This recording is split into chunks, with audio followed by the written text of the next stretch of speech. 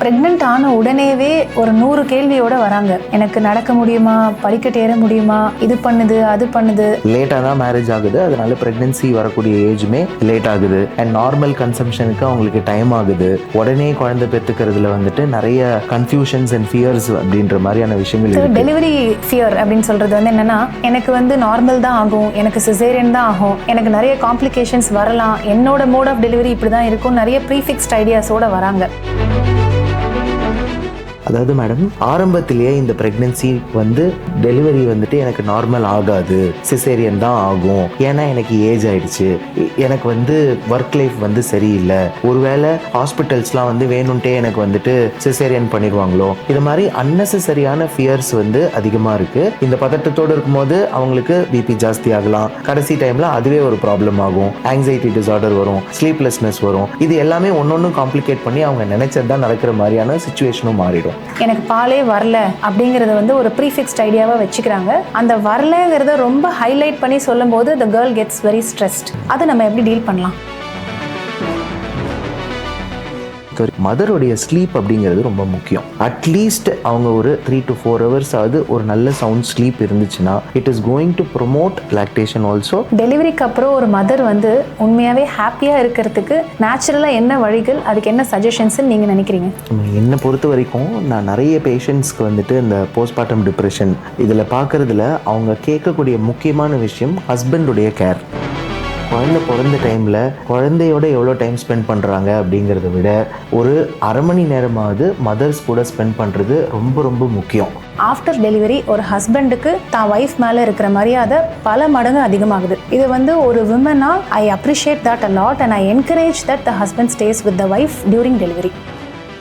Hi all, நான் doctor Karpaga Meena, obstetrician and gynaecologist from Kenso hospital, Chengalpattu. Hi, நான் doctor Ardhanari, நான் ஒரு psychiatrist consultant in Kenso hospital, Chengalpattu. Sir, இப்போ pregnant ladies வந்து pregnant ஆன உடனேவே ஒரு 100 கேள்வியோட வராங்க. எனக்கு நடக்க முடியுமா, படிக்கட்டு ஏற முடியுமா, இது பண்ணுது அது பண்ணுது, சின்ன சின்ன சிம்டம்ஸையும் ஒரு பெரிய விஷயமா பார்க்குறாங்க. அதுக்கு என்ன காரணம் நீங்க நினைக்கிறீங்க? மேடம், என்ன கேட்டிங்கனாக்கா ஒரு 10 இயர்ஸ்க்கு முன்னாடி பார்த்தீங்கன்னா pregnancy was considered to be a normal physiological process. அதாவது குழந்தை பிறப்பிற்கான இருக்கக்கூடிய ஒரு நார்மலான ப்ராசஸ் அப்படின்னு தான் எல்லாரும் பார்த்தோம். 5-6 வருஷமாவே இல்லை, அதுக்கு மேலேயே சொல்லலாம், இதை வந்து ஒரு வியாதியா பார்க்கக்கூடிய மனநிலை அப்படின்றது நிறைய பேஷண்ட்ஸ்க்கு இருக்கு. இதுக்கு பல்வேறான காரணங்கள் இருக்கு. ஒன்று வந்துட்டு ஏஜே வந்து பார்த்தீங்கன்னாக்கா கொஞ்சம் லேட்டாக தான் மேரேஜ் ஆகுது, அதனால பிரெக்னன்சி வரக்கூடிய ஏஜுமே லேட் ஆகுது. அண்ட் நார்மல் கன்சம்ஷனுக்கு அவங்களுக்கு டைம் ஆகுது.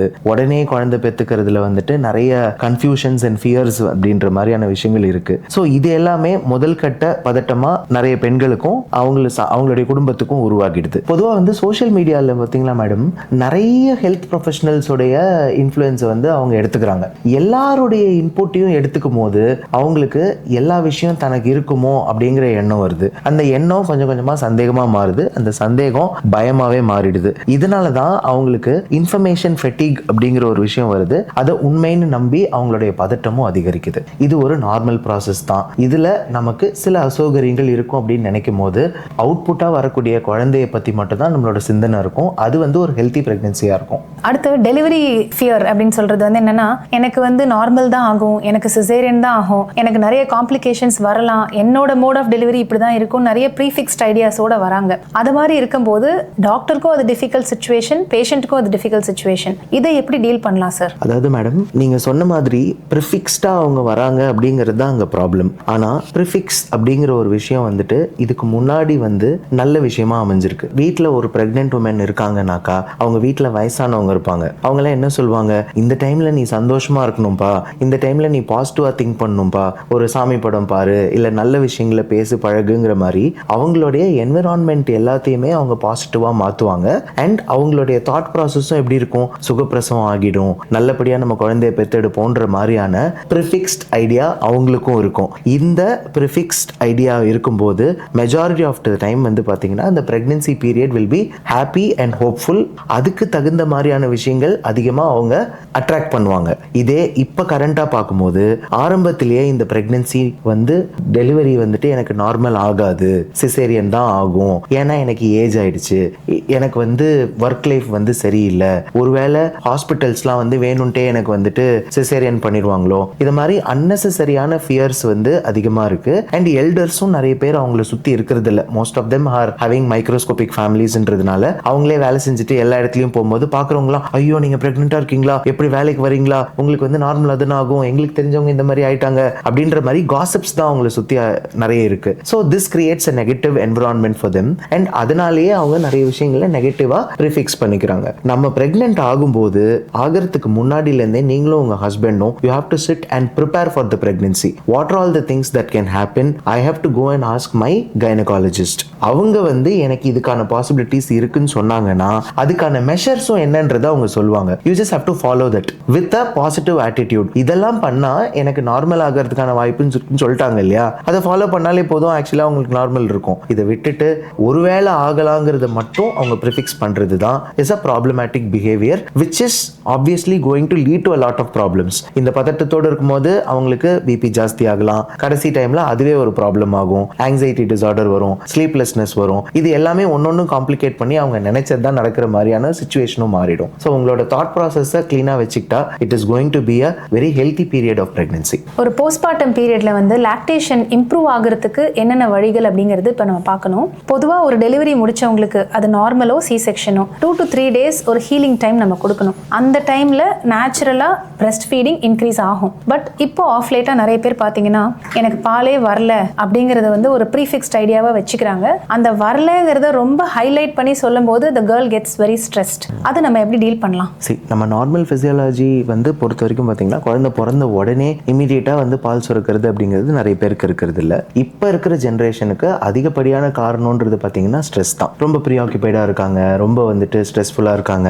அப்படி இருக்கும்போது ஒரு சில சிம்பிள் டெக்னிக்ஸ் இருக்கு. உதாரணத்துக்கு பிரீத்திங் எக்ஸசைசஸ் பண்ணலாம். மூக்கு வழியா நல்லா மூச்சு உள்ள இழுத்துட்டு ஒரு 10 செகண்டோ 5 செகண்டோ தம் கட்டிட்டு வாய் வழியா நல்லா வெளியே விடணும். திரும்ப அடுத்த சைக்கிள்ல வாய் வழியா நல்லா மூச்சு உள்ள இழுத்துட்டு ஒரு 5 செகண்ட்ஸ் ஹோல்ட் பண்ணிட்டு மூக்கு வழியா பிரீத் பண்ணணும். இந்த சைக்கிளை அவங்க ஒரு எவ்வளவு நேரத்துக்கு வேணா பண்ணலாம். 15 மினிட்ஸோ 5 மினிட்ஸோ 10 மினிட்ஸோ அவங்க மூளை ரிலாக்ஸ் ஆகிற வரைக்கும் அவங்க பண்ணலாம். இது இல்லாம ஒரு சின்ன வாக் போறது, ஹஸ்பண்டோட உட்காந்து பேசுறது, ஃபேமிலியோட உட்காந்து பேசுறது, ப்ராப்பரான எக்ஸசைசஸ் பண்றது, இதெல்லாம் பண்ணும்போது பாத்தீங்கன்னா ஆட்டோமேட்டிக்கா அவங்க மூளையில இருக்கக்கூடிய டென்ஷனும் ப்ரெஷரும் கம்மியாகும். இது எல்லாத்தோட ரொம்ப முக்கியமான விஷயம் என்னன்னா பிரெக்னன்சி டைம் முடிஞ்சதுக்கு அப்புறமா ஒரு டெலிவரி டைம்ல குழந்தைக்கு அவங்க பாத்துக்கிற சுமை இருந்தாலும் மதருடைய ஸ்லீப் அப்படிங்கிறது ரொம்ப முக்கியம். அட்லீஸ்ட் அவங்க ஒரு 3 to 4 hours ஆவது ஒரு நல்ல சவுண்ட் ஸ்லீப் இருந்துச்சுன்னா it is going to promote lactation also and the mother also will feel relaxed and com and compost. குழந்தை கொஞ்சம் அழுதாலும் பரவாயில்ல, நான் பொறுமையா கொடுக்கும்போது பாலோட செக்ரேஷன் பெட்டர் ஆகும். டெலிவரிக்கு அப்புறம் ஒரு மதர் வந்து உண்மையாவே ஹாப்பியா இருக்கிறதுக்கு நேச்சுரலா என்ன வழிகள், அதுக்கு என்ன சஜஷன்ஸ் நீங்க நினைக்கிறீங்க? என்னை பொறுத்த வரைக்கும் நான் நிறைய பேஷண்ட்ஸ்க்கு வந்துட்டு இந்த போஸ்ட்மார்ட்டம் டிப்ரெஷன் இதில் பார்க்கறதுல அவங்க கேட்கக்கூடிய முக்கியமான விஷயம் ஹஸ்பண்டுடைய கேர். என்னுடைய போஸ்ட் ப்ரெக்னன்சி பீரியட்ல குழந்தைய எனக்கு வந்து பார்த்துக்கும் போது நிறைய அசௌகரியங்கள் இருக்கு. என்னுடைய ஹஸ்பண்ட் வந்து அந்த டைம்ல வந்து எனக்கு அதிகமாக ஹெல்ப் பண்ணலை அப்படிங்கிறது ஒரு டெஃபினட் மேஜர் கன்சர்ன். அவங்களுடைய ஹஸ்பண்ட்ஸ் குழந்தை பிறந்த டைம்ல குழந்தையோட எவ்வளோ டைம் ஸ்பெண்ட் பண்றாங்க அப்படிங்கிறத விட ஒரு அரை மணி நேரமாவது மதர்ஸ் கூட ஸ்பெண்ட் பண்றது ரொம்ப ரொம்ப முக்கியம்.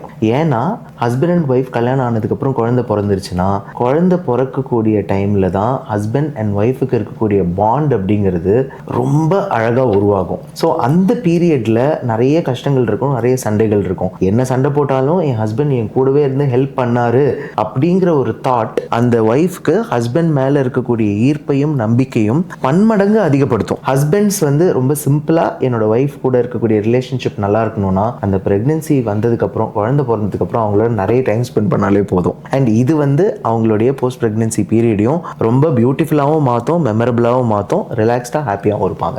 எனக்கு வந்து ஒரு கொஸ்டின் இருக்கு. இப்போ நிறைய பேர் வந்துட்டு ஆஸ் அ ஃபேஷன் என்ன சொல்றாங்கன்னா ஹஸ்பண்ட் வந்து டெலிவரி டைம்ல கூட இருக்கணும் அப்படின்னு சொல்றாங்க. But what I see is நிறைய பேர் வந்து ஒரு சோஷியல் மீடியாவோட இன்ஃப்ளூயன்ஸ்னால செலிபிரிட்டியோட இதனால என்டாஸ்மெண்ட்னால தான் இது வந்து ஒரு ஃபேஷனுக்காக பண்றாங்க. பட் உண்மையிலேயே பிரெக்னன்சியோட அவுட்கம் ஒரு ஹஸ்பண்ட் வந்து டெலிவரியில கூட இருக்கிறதுனால என்ன பெனிஃபிட்ஸ் இருக்கு? எஸ், இது ரொம்ப அழகான ஒரு கொஸ்டின் சார். ஆக்சுவலி என்னன்னா ஒரு லேபர்ல இருக்கிற ஒரு லேடி வந்து physically and mentally she is very stressed. ஏன்னா அந்த பெயின் வரும்.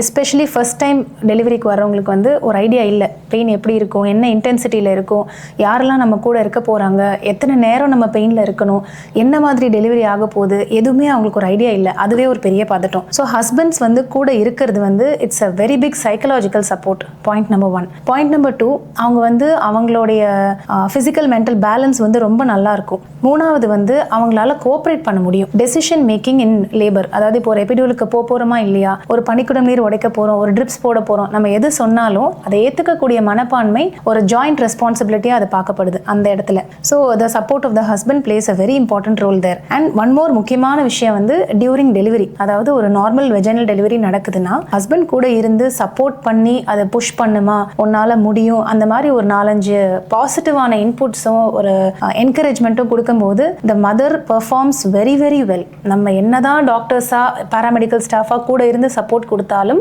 தெரிஞ்ச ஒரு பர்சன், ஒரு சோல்மேட் கூட இருக்கும்போது it makes a lot of difference கண்டிப்பாக. ஸோ அவங்களால அதை வந்து ரொம்ப ஈஸியாக வந்து அதை ஃபேஸ் பண்ண முடியுது. அண்ட் இதுலேருந்து இன்னொரு ரொம்ப முக்கியமான விஷயம் ஒரு டாக்டராக ஒரு உமனாக நான் உணர்ந்தது ஓவர் தி இயர்ஸ் என்னன்னு பார்த்தீங்கன்னா, ஆஃப்டர் டெலிவரி ஒரு ஹஸ்பண்டுக்கு தான் ஒய்ஃப் மேலே இருக்கிற மரியாதை பல மடங்கு அதிகமாகுது. இது வந்து ஒரு விமனாக I appreciate that a lot and I encourage that the husband stays with the wife during delivery. But it is legal in India to for the husband to be இன்சைடுங்களா?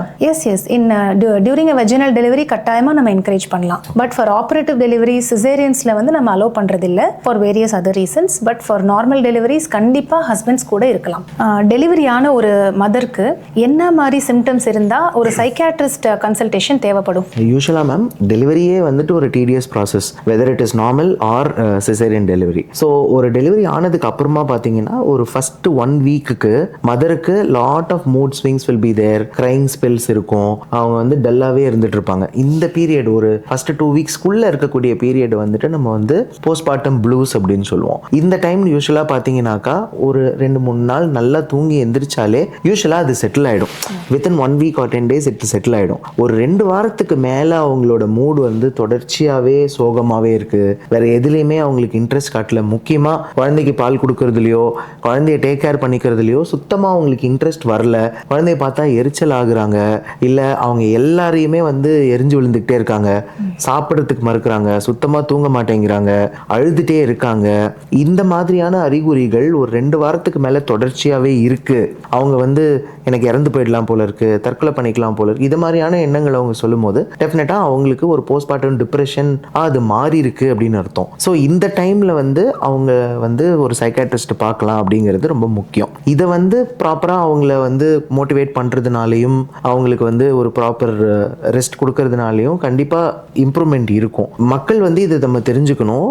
இது வந்து ஆர்கானிக் ரீசன்ஸும் இருக்குது. மூளையில் இருக்கக்கூடிய ரசாயன கோளாறுனால தான் ஒருத்தருக்கு டிப்ரெஷன் மாதிரியான வியாதிகள் வருது. அவங்க வந்து இந்த ஸ்ட்ரெஸ்னால அவங்க ரியாக்ட் பண்ணி மட்டும் இது வந்து அவங்க வரவழைச்சிக்கிறது கிடையாது. ஸோ மாத்திரைகள் அப்படிங்கிறது எல்லா பிரெக்னென்ட் உமன்ஸுக்கும் தேவைப்படுறது கிடையாது.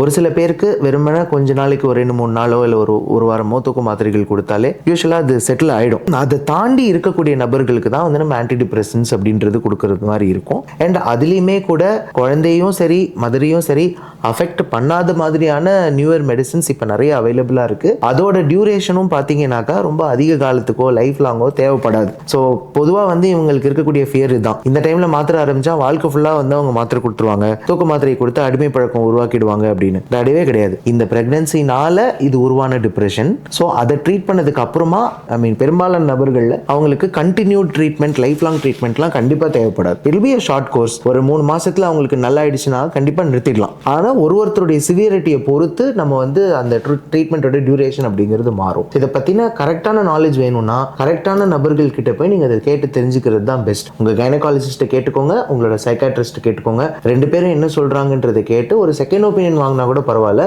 But don't deny them from getting treated for depression.